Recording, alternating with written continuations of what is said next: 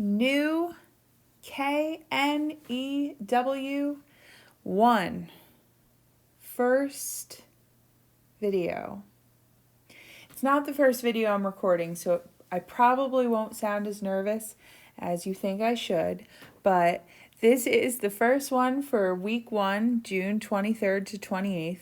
This is Solving Equations Guided Video Tutorial, and we are going to be going over all the basics for solving equations, which in my opinion, if you're going to learn one thing from any algebra course to take you through any other math course you need for the rest of your college career, this is it. This is where it's at.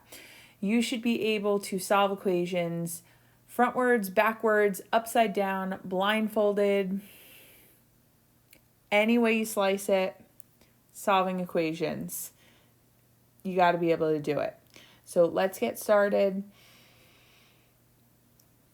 Get at me if you have any questions after this, because this is one of those things where you won't make it through this course without it.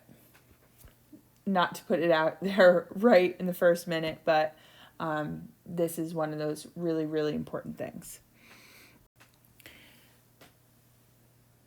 First off, the way you want to solve equations is always by doing the opposite. So the opposite of addition is subtraction. The opposite of subtraction then is addition. The opposite of multiplication is division, which means by default the opposite of division is multiplication.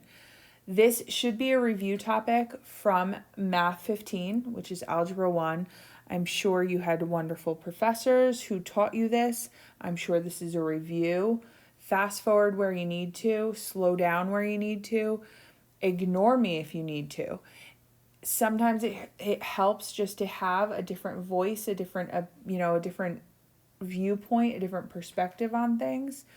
But this is the way I teach it. If it helps, it helps. If it hurts, turn it off.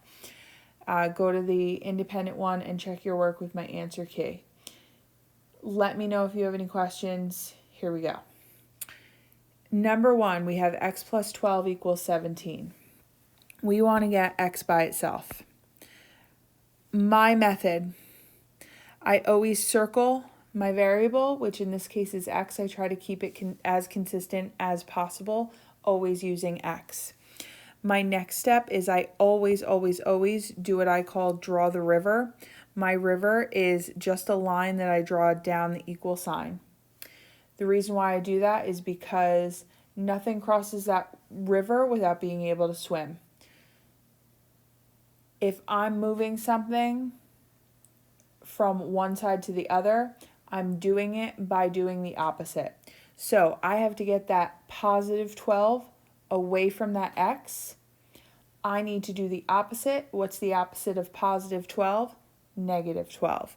If I do it to one side, I have to do it to the other. So I'm subtracting 12 from the left. I have to do it to the right. I draw a nice long line underneath separating my steps. And then I'm moving from left to right. I bring down my x. I zero out my 12s. I don't use the word cancel. No, this is not a Common Core thing. The reason I don't use cancel is because cancel is deceiving. It doesn't necessarily go away. It zeroes out. If you have $12 and I take it from you, it didn't go poof. You have 0. You have no money, right? So 12 minus 12 gives you 0, and 17 minus 12 leaves you with 5. I circle my answer.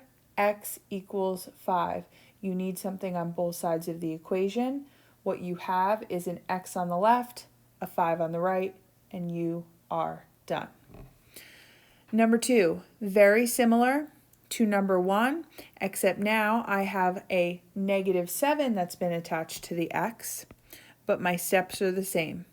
I'm going to highlight or circle my variable, which is an x. I'm going to draw my river down my equal sign, showing where that divider is. I got to move the negative 7.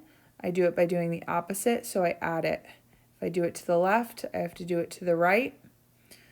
I move from left to right. I bring down my x. I zero out my 7s. 13 plus 7 gives me 20. And my answer is x equals 20. Number 3. When I highlight my x, I notice that smooshed together with it is the -3. When I say what's attached to it, I do not mean it in a literal term. So if you look above at number 1 or number 2, some people might say like, well, a plus is attached to it or a minus is attached to it. No, I mean what's being done to it. Meaning if you're talking to yourself and you say to yourself, x plus 12, oh, I'm adding 12 to it, or I'm subtracting 7 from it. That's what's being done to it. That's what's being attached to it. So if I read number 3 to myself, -3 times x, that's what's being done to it. I'm multiplying that x by -3. If I'm multiplying that x by -3, the way I undo multiplication is division. So I need to first draw my river down my equal sign, okay? And then I need to say the opposite of multiplication is division. I divide both sides by what's attached to the x. What's attached to the x is -3. When I do that, again, this is another reason why I don't use the word cancel out, because cancel out means different things for different operations. So cancel out for addition and subtraction really means zeros out, but cancel out for multiplication and division really means divides to 1. -3 divided by -3 really, whoops, didn't mean to erase, sorry, really means divides to 1. So they divide to 1 and it leaves me with an x on the left. On the right, I have 15 divided by -3. A positive divided by a negative gives me a negative. 15 divided by 3 gives me a 5. So my answer is x equals -5. And I'm all done because my x is alone. Now, number 4 looks very similar to number 3, except for the fact that what's being multiplied by my x is a fraction. And some of you are groaning at home because you're saying, I don't like fractions. We like fractions a heck of a lot better than we like decimals. Okay? So, because we like fractions a heck of a lot better than we like decimals, we're going to deal with them. The way you get rid of a fraction is you multiply it by the reciprocal. What is a reciprocal? You know, I'm a pretty good speller. Reciprocal is always one of the words that I mess up. I think I got it this time. Reciprocal is the flipped fraction. We're going to use it a couple times this semester, but reciprocal is a flipped fraction. So the reciprocal for 2/9 is 9 seconds, or 9/2. That easy.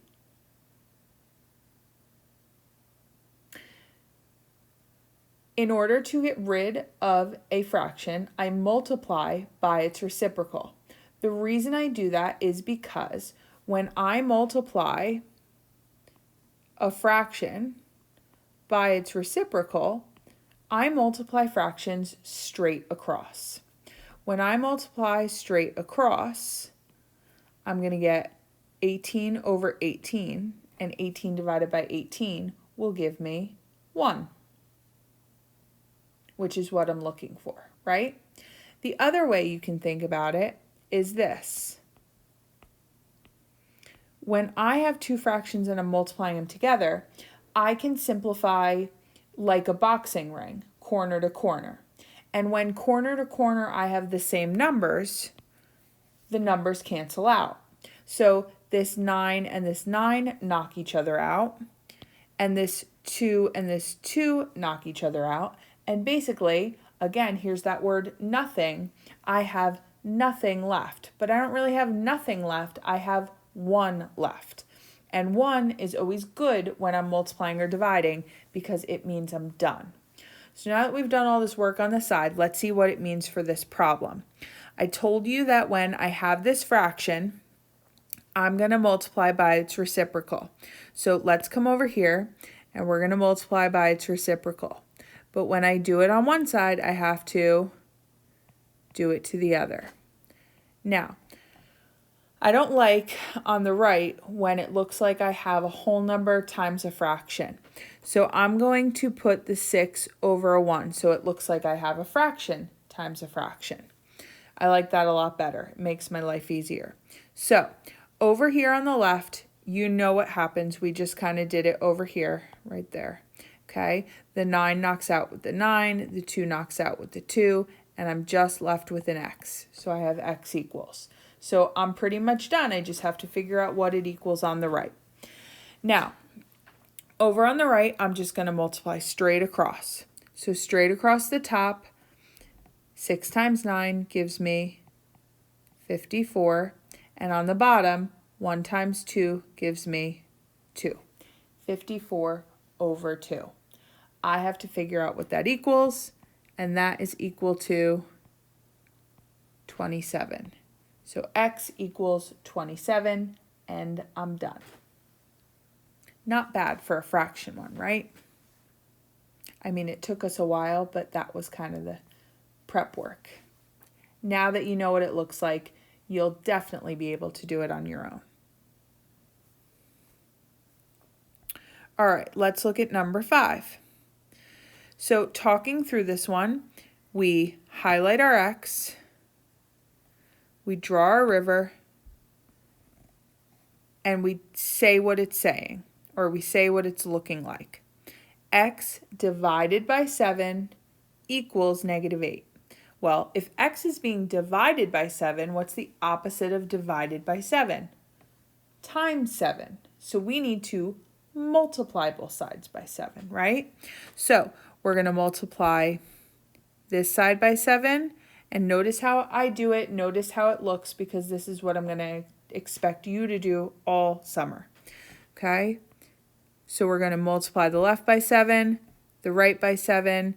Notice I do it to the left and to the right, kind of up and away, and right to the side on the right.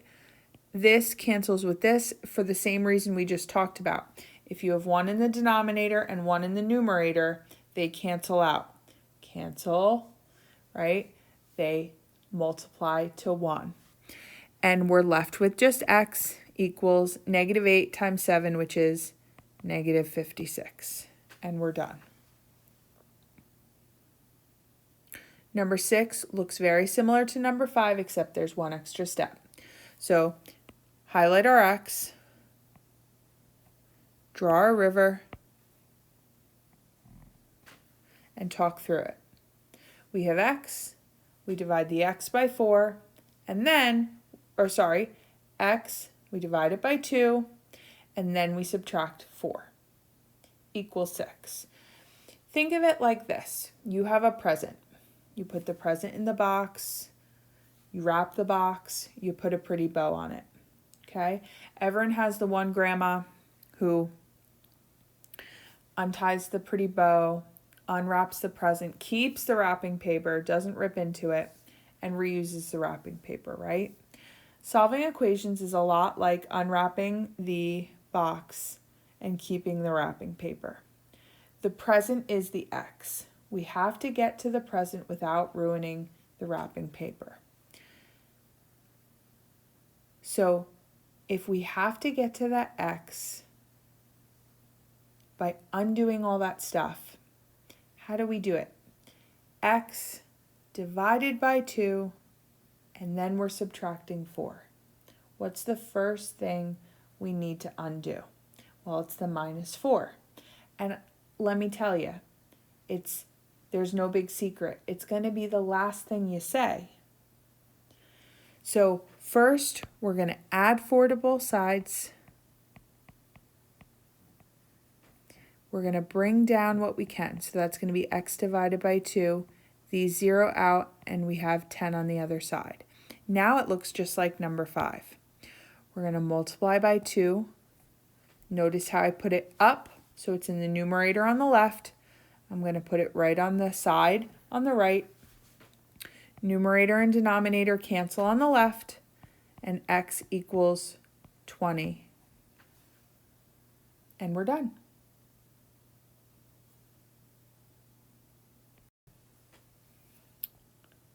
Now let's look at how number 7 is different from number 6.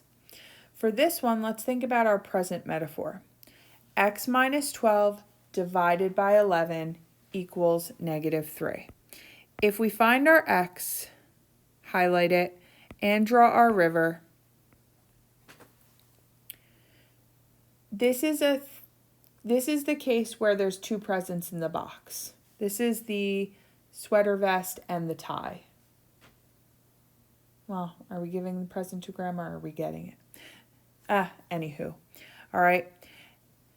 If you forget about the presents and you just talk through the problem and you think about undoing the last thing that's said, it still works. X minus 12 divided by 11. The last thing you said is divided by 11. So the first thing you need to undo is divided by 11. If you're undoing divided by 11, the opposite of divided by 11 is multiply by 11. So we are going to multiply both sides by 11. Again, these cancel out. We put 1 above on the left.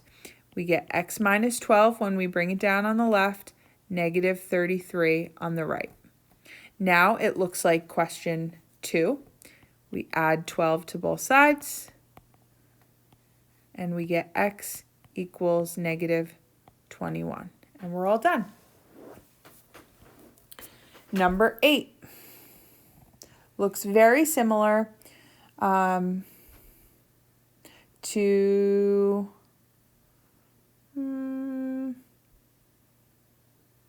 maybe a couple of them on the other page. I don't want to flip though because it'll mess up my recording. All right, so negative 2x plus 6. We are highlighting the x, drawing our river, already did it, in red this time, crazy.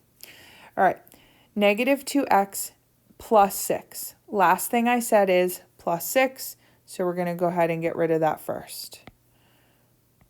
We're going to subtract 6 from both sides. Bring down the negative 2x. These 0 out. We get 2. Then we're going to divide both sides by negative 2. Those divide to 1, and I get x equals negative 1. And I'm all done.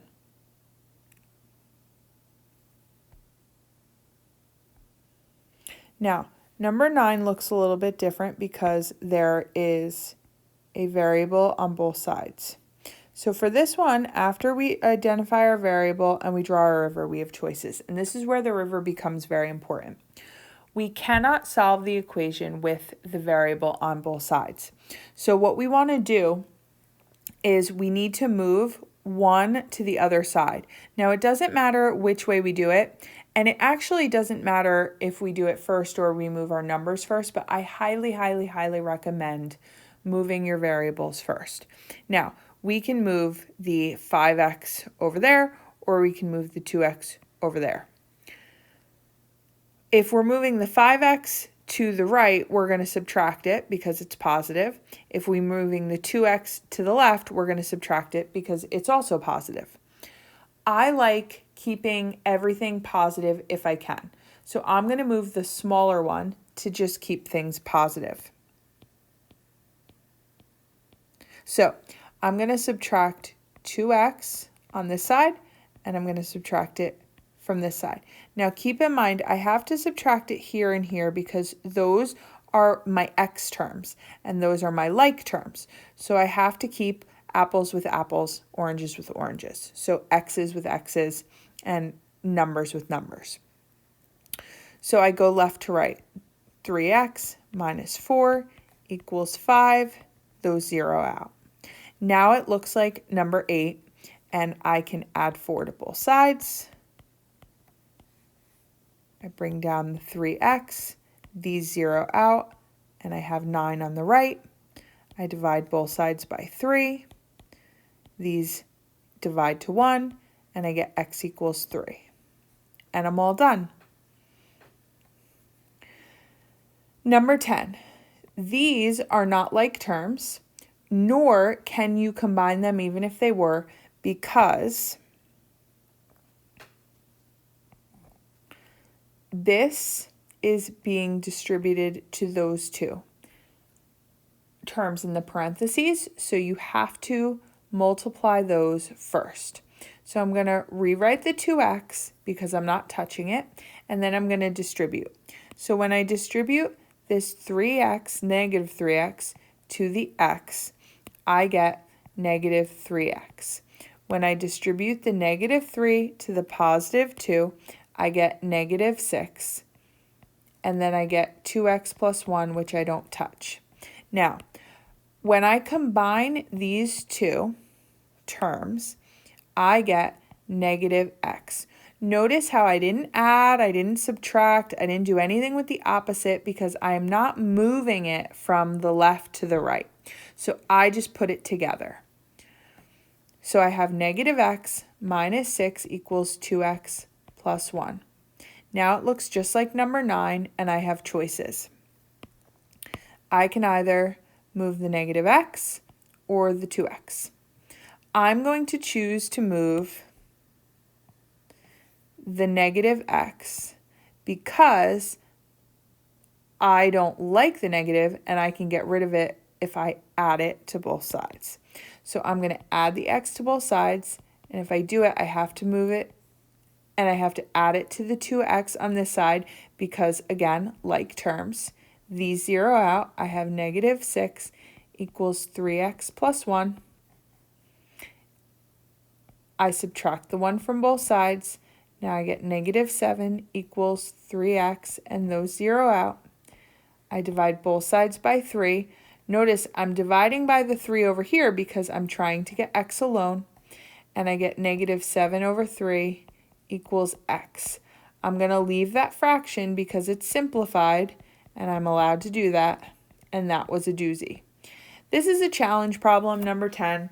1 through 9 are really fair game, and they're ones that you'll see every time. Number 10, you hope you don't see one like that every day.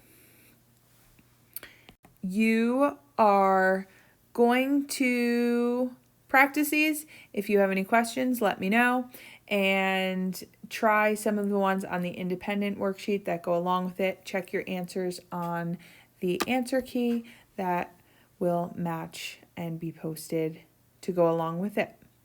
Toodaloo!